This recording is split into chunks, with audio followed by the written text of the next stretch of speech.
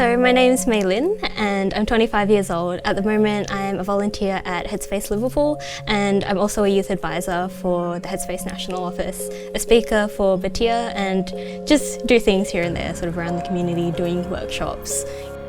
So I started my work with Headspace I think in 2015, and I started as a youth reference group member after being a client of theirs for a couple of months. So that involves sort of getting out into the community, talking about mental health, breaking down that stigma, and sort of just normalising conversations about how to be mentally healthy and what to say when you aren't feeling so good. Speaking from a Fairfield perspective, why do you think that this kind of work of speaking up about mental illness is important?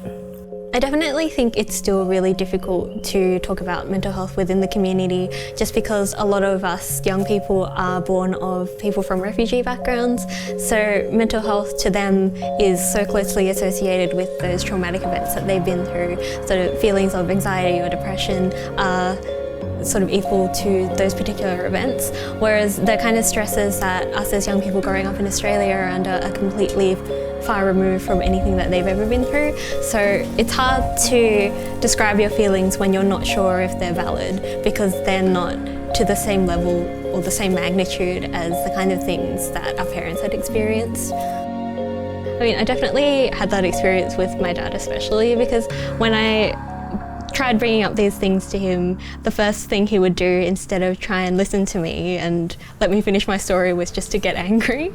And I understand that that does come from a genuine place of care, but it was really hard feeling safe to share those emotions when he was just like, so you're saying that I did something wrong to you, you're saying that this is my fault, I wasn't a good enough father for you, didn't I give you enough love when you were growing up, didn't I give you enough of what you needed, this and that, when you were growing up. And it's just, it's so much more than sort of just these really black and white ideals of what a child needs and what a child doesn't need. So to see them essentially hate themselves because of something that I was suffering through, thinking that I wasn't a good enough daughter for them, was something that was really hard for me to get past those first couple of months when I did start opening up to them. So I know in a couple of Southeast Asian languages, I'd say Cambodian and Vietnamese in particular, because those are the ones that I know about, there is no real word to describe depression or anxiety. I know when I first started talking to my parents about mental health and trying to weigh up how much they knew about it, they told me that the word for schizophrenia in Cambodian sort of directly translated to having ghosts inside of you. I think that really frames the culture about what people from our backgrounds think about mental health in general. Like, it's not just something that maybe everyone has and everyone experiences, but instead it's only something that comes up when there's something that's really wrong with you. Like, almost like it's not human, like you're not a person anymore.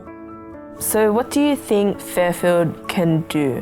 What do you think needs to be put in place for this comfort for like mental health and for the queer community to kind of thrive more in this area? Yeah, I mean, I definitely think that conversation and education are the big first steps towards an environment that does feel a lot safer about these discussions. I mean, I know that it's really easy to write off the older people in our community as just being too old to learn anything new, not being open to new ideas and all of that kind of thing, and just not bothering trying to have those conversations with them, because I don't think that older people are just out there being willingly antagonistic towards young people. You know, we're their children, and at the end of the day, I think they're pretty big fans of us.